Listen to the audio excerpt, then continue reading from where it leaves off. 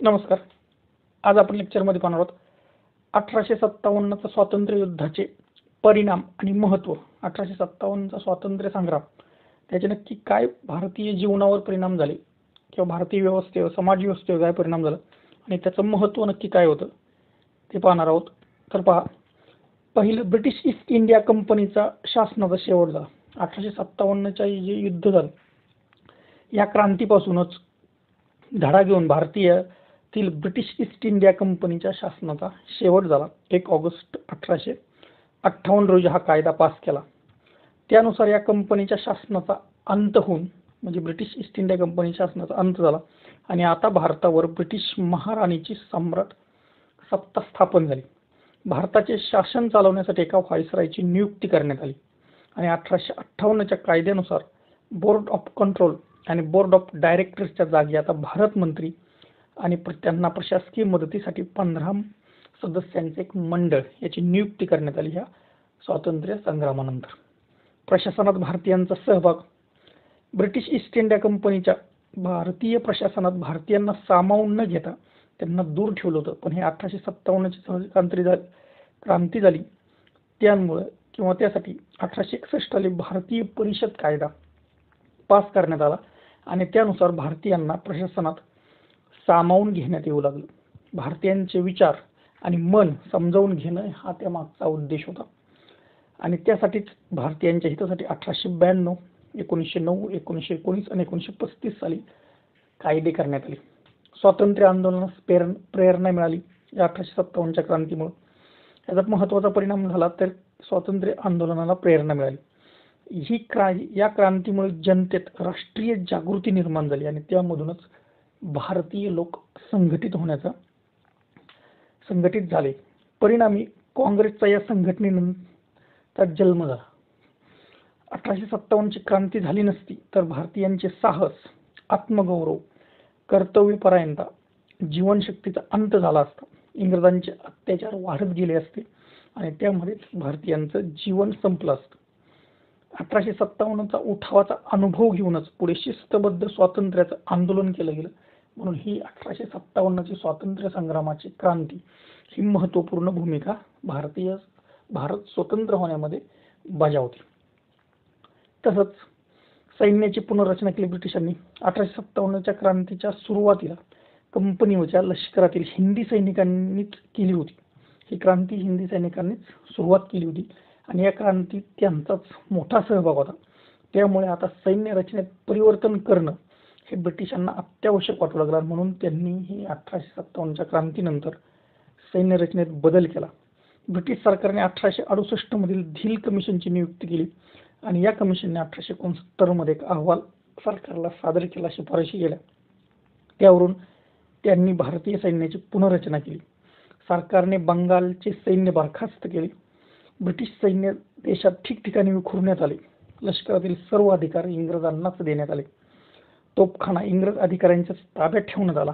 हिंदी सैनिकांना जुनाट शस्त्रास्त्र देण्यात आली.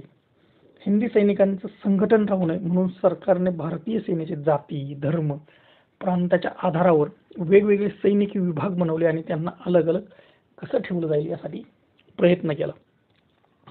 शीख, महार, घुरखा यांची भरती करून सरकारने त्यांना वेगवेगळ्या रेजिमेंट स्थापन केले त्यांच्या. थोडक्यात इंग्रजांनी काय केलं 1857 नंतर की फोडा आणि झोडा ह्या धोरणाचा अंगीकार केला गेला. त्याच्यानंतर महाराणीचा जाहीरनामा. 1857च्या क्रांतीनंतर भारतीयांच्या मनात निर्माण झालेला अविश्वास दूर करण्यासाठी त्या काळची ब्रिटनची महाराणी व्हिक्टोरिया हिने 1 नोव्हेंबर 1857 रोजी एक शाही घोषणा केली. त्या शाही घोषणेलाच महाराणीचा जाहीरनामा म्हणून म्हटलं जातं. भारताचे पहिले व्हाईसरॉय लॉर्ड कॅनिंग यांनी हा जाहीरनामा 1 नोव्हेंबर 1858 अलाहाबाद येथे मिंटो पार्कवर भव्य दरबार भरून तो वाचून दाखवण्यात आला. त्याच्या तरतुदी काय होत्या की भारतीय संस्थानांच्या अंतर्गत राज्यकारभारात ब्रिटिश सरकार हस्तक्षेप करणार नाही. ब्रिटिश ईस्ट इंडिया कंपनीने भारतीय संस्थानिक व नवाबाशी केलेले सर्व करार व तह सरकार पाळील. भारतीयांना धार्मिक स्वातंत्र्य व समानता याची हमी देण्यात येईल. तसंच भारतीयांना त्यांच्या जात, वर्ण व धर्माचा विचार न करता योग्यतेनुसार सरकारी नोकऱ्या दिल्या जातील. संस्थानांच्या विलिनीकरणाचा त्याग केला गेला, तसेच स्वतःला स्वातंत्र्याची हमी देण्यात आली. भारतीयांना राज्यकारभारात जास्तीत जास्त सहभाग घेण्याची संधी दिली. सर्व लोकांना समानतेने वागवण्यात येईल. कसलाच भेदभाव जाती धर्म पंथाचा केला जाणार नाही. भारतीयांच्या सामाजिक व धार्मिक चालीरीतीमध्ये ब्रिटिश सरकार कोणताही हस्तक्षेप करणार नाही. संस्थानिकांना दत्तक वारस घेण्याची परवानगी दिली जाईल. त्यांच्या मालमत्तेचं संरक्षण केलं जाईल. त्यांचे हक्क, अधिकार, मान आणि प्रतिष्ठा कायम ठेवण्यात येईल. या जाहीरनाम्याचं रूपांतर 1858 मध्ये कायद्यात करण्यात आलं. त्यानुसार भारतावरील ईस्ट इंडिया कंपनीची सत्ता नष्ट होऊन तिथं ब्रिटिश सम्राटाची सत्ता भारतावर स्थापन झाली. मोगल राजवटीचा शेवट 1857च्या क्रांतीनं. 1526 मध्ये मोगल भारतावर आले आणि भारतात मोगलांचं साम्राज्याची सुरुवात झाली, ती बाबरने केली. महम्मद बहादूर शाह हा मोगल वंशावळीतला हा शेवटचा बादशाह ठरला. इंग्रजांनी त्याला कैद करून त्याच्यावर खटला भरला आणि त्याला जन्मठेपेची शिक्षा दिली आणि त्याला रंगूनला पाठवण्यात आलं. त्याच ठिकाणी तो 1862 साली मरण पावला. आणि यामुळेच की 1857च्या क्रांतीमुळे या मोगल राजवटीचा सुद्धा शेवट झालेला आपल्याला दिसून येतो. क्रांतिकारकांचा उदय. क्रांतीचा बिमोड करण्यासाठी इंग्रजी सैन्याने सूडबुद्धीचा अवलंब केला. त्यामुळे भारतात क्रांतिकारकांना प्रेरणा मिळाली. तरुण क्रांतिकारक उदयास आले. त्यांनी इंग्रजांचे खून करून दहशत निर्माण केली. 1857च्या क्रांतीमुळेच इंग्रज आणि भारतीयात कायमचे शत्रुत्व, सूडबुद्धी निर्माण झाली. इंग्रजांनी भारतीयांवर केलेला अत्याचार, भारतीयांचा इंग्रजांवरील यामुळे विश्वास उडाला. म्हणूनच भारतीय क्रांतिकारक हे दहशतवादी कृत्याकडे वळलेले आपल्याला दिसतात. इंग्रजांचा भारतीयांवर अविश्वास. ब्रिटिश लोक भारताकडे साशंक नजरेने पाहू लागले. त्यांचे ते घृणा करू लागले. क्रांतीचे दमन इंग्रजांनी कठोर व निर्दयपणे केल्यामुळे भारतीय हे विसरू शकत नव्हते. गॅरेट काय म्हणतात बघा, इंग्रजांनी भारतीय कायद्यांना न्यायालयासमोर उभे न करताच ठार केले. हा निर्दयतेचा उच्चांग होता.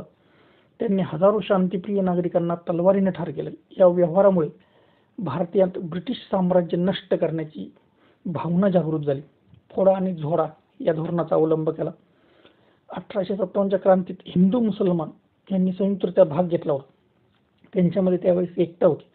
परंतु हे जर असंच टिकून राहिलं तर भविष्यामध्ये 1857 सारखी क्रांती पुन्हा एकदा होऊ शकते. त्यामुळे फोडा, झोडा आणि राज्य करा या धोरणाचा अवलंब ब्रिटिशांनी केला. परिणामी 1906 मध्ये मुस्लिम लीगची स्थापना झाली. 1909 मध्ये कायद्याने मुसलमानांसाठी एक स्वतंत्र मतदारसंघ मान्य केला गेला. 1947 साली त्याचीच परिणती होऊन वेगळ्या पाकिस्तानची निर्मिती झाली. हिंदूंमध्ये सुद्धा इंग्रजांनी फूट पाडली. अल्पसंख्याकांना त्यांनी हिंदूंपासून वेगळं केलं. या धोरणामुळे इंग्रजांचं राज्य अधिक काळ टिकलं. तसंच ज्या भारतीयांना प्रशासनात नोकरी दिली होती त्यांना जनतेपासून दूर ठेवण्याचा सतत ब्रिटिशांनी प्रयत्न केला. त्यामुळे त्यांच्यामध्ये राष्ट्रीय भावनेचा विकास थंडावला. मुसलमानांची अवनती. ब्रिटिशांच्या आगमनापूर्वी भारतात मुसलमानांची सत्ता होती. इंग्रजांनी त्यांचा पराभव करून सत्ता हस्तगत केली आणि आपली सत्ता परत मिळवण्यासाठी मुसलमानांनी 1857च्या क्रांतीमध्ये सहभाग घेतला. परंतु मुसलमानांनी असा पुन्हा प्रयत्न करू नये म्हणून इंग्रजांनी सर्वप्रथम त्यांना हिंदूंपासून वेगळं केलं. नंतर त्यांचं राजकीय आणि आर्थिक खच्चीकरण करण्यास सुरुवात केली. त्यांनी मुसलमान बंडखोरांना फाशी दिली. 1857 ते 24 पर्यंत जवळजवळ 24 मुस्लिम शहजाद्यांना फासावर लटकवले. झज्जर, फर्रुखनगर, अवध, फरुखाबाद येथील नवाबांनाही मृत्यूदंडाची शिक्षा दिली. मुस्लिम क्रांतिकारकांच्या जमिनी, स्थावर मालमत्ता, निवासस्थानं जप्त करून टाकली. त्यांच्याकडून उत्पन्नाच्या 10% दंड वसूल केला. मुस्लिम विद्यांचं आश्रयस्थान नष्ट झालं. परिणामी मुस्लिम कला, स्थापत्य आणि साहित्याचं सुद्धा फार नुकसान झालं. मुसलमानांना पहिल्या क्रमांकाचा शत्रू समजून इंग्रजांनी त्यांना प्रशासनात नोकऱ्या दिल्या नाहीत. याउलट हिंदूंना सरकारी नोकऱ्या दिल्या. परिणामी मुसलमान लोक हिंदूंचा द्वेष करू लागले आणि त्यामुळे त्यांच्यामध्ये पहिल्यापेक्षा जास्त वैमनस्य निर्माण झालं. राज्य विस्तार धोरणाचा शेवट. ब्रिटिश सरकार यापुढे राज्याचा विस्तार करणार नाही किंवा प्रयत्न सुद्धा करणार नाही असं संस्थानिकांतर्गत आणि जे संस्थानिक आहे त्यांना अंतर्गत स्वातंत्र्य देण्यात येईल. त्यांना राज्यकारभारात हस्तक्षेप केला जाणार नाही असंही आश्वासन दिलं. परंतु भारतात राहून मग ब्रिटिशांनी आशिया, आफ्रिका खंडात साम्राज्य विस्तार करण्याचं धोरण सुरू केलं त्यामध्ये त्यांनी चीन, इराण, अफगाणिस्तान, तिबेट या रशिया या देशाशी भारतीयांमार्फत इंग्रजांनी संबंध प्रस्थापित करून हालचाली सुरू केल्या. परिणामी आग्नेय आशियातील अनेक देशांमध्ये, चीनमध्ये इंग्रजांनी आपलं बस्तान मांडलेलं यानंतर आपल्याला दिसून येतं. आर्थिक शोषण वाढलं. ब्रिटिश ईस्ट इंडिया कंपनीने फार मोठ्या प्रमाणात आर्थिक पिळवणूक केली. त्यामुळे भारतीय दरिद्री बनले आणि त्याचाच भारतीयांमध्ये असंतोष निर्माण झाला. सरकारने इंग्रजी व्यापाऱ्यांना अनेक सवलती दिल्यामुळे भारतातील पैसा ब्रिटनकडे जाऊ लागला. शेती, उद्योगधंदे, व्यापार इंग्रजांनी याच्यावर वर्चस्व निर्माण करून देशाची शक्य तेवढी जास्तीत जास्त जेवढी करता येईल तेवढी आर्थिक पिळवणूक केली. सुशिक्षित मध्यम वर्गांचा उदय. 1857च्या क्रांतीपूर्वी भारतीय समाजावर देशी संस्थानिकांचं वर्चस्व होतं. पण या क्रांतीच्या काळात मात्र ही संस्थानिकांनी इंग्रजांच्या विरोधात दंड थोपटले तर काही हे इंग्रजांना जाऊन मिळाले. त्यामुळे जनतेच्या विश्वासाला त्या अपात्र ठरले आणि अशा रीतीने संस्थानिक भारतीय जनता यांच्यात दुरावा निर्माण झाला. याचाच फायदा इंग्रजांनी घेतला आणि इंग्रजी शिक्षण व पाश्चात्य ज्ञान विद्या क्रांतीत भारतात सुशिक्षित मध्यम वर्गाचा जन्म झाला. या वर्गाने समाजाचं सुख दुःख ओळखून सामाजिक व राजकीय नेतृत्व केलं. समाजापुढे असलेल्या समस्या सरकारपुढे मांडण्याचं कामही या वर्गानं केलं. मध्ययुगीन सरंजामशाही युगातून भारतीय समाजाला आधुनिक युगात घेऊन जायचं असेल तर महत्त्वाचं कार्य या सुशिक्षित लोकांनी केलेलं आहे. परंतु हे सर्व सुशिक्षित लोक वरिष्ठ वर्गातील होते. सुशिक्षित लोकांची इंग्रजांवर भक्ती होती. त्यामुळे त्यांनी इंग्रजांना न्यायप्रिय समजून त्यांच्याशी एकनिष्ठ राहण्यामध्ये धन्यता मानली. यामध्ये गोपाळकृष्ण गोखले, महादेव गोविंद रानडे, दादाभाई नौरोजी, सुरेंद्रनाथ बॅनर्जी, फिरोजशाह मेहता हे सर्वजण इंग्रजांशी एकनिष्ठ राहण्याच्याच विचारांचे होते. पाश्चात्य शिक्षणाचा प्रभाव. इंग्रज भारतावर केवळ राजकीय वर्चस्व प्रस्थापित करू इच्छित नव्हते तर त्यांना भारतीयांच्या बौद्धिक आणि मानसिकतेवर सुद्धा विजय मिळवायचा होता. या हेतूसाठी त्यांनी 3 साधनांचा अवलंब केला. यामध्ये त्यांनी 1858 साली भारतात विद्यापीठांची स्थापना करण्यात आली, कारण या ठिकाणी पाश्चात्य शिक्षणाचा त्यांनी अधिकाधिक प्रसार केला. दुसरं, 1861 त्यांनी हायकोर्ट कायदा पास केला, त्यामुळे ब्रिटिश न्यायव्यवस्था भारतात लोकप्रिय होईल. आणि 1861 साली परिषदांची निर्मिती करून, कारण भारतीय लोकांना ब्रिटिश शासन पद्धतीबद्दल माहिती मिळू शकेल, अशा प्रकारे क्रांतीनंतर भारतात पाश्चात्य शिक्षणाचा प्रभाव हळूहळू वाढला, तो वाढतच गेला. देशी राज्याबद्दलच्या धोरणात परिवर्तन. राज्य विलीन केली जाणार नाहीत, त्यांना अंतर्गत स्वायत्तता दिली जाईल असं ब्रिटिशांनी घोषित केलं. इंग्रजांनी देशी राज्याला आपले मित्र बनवले.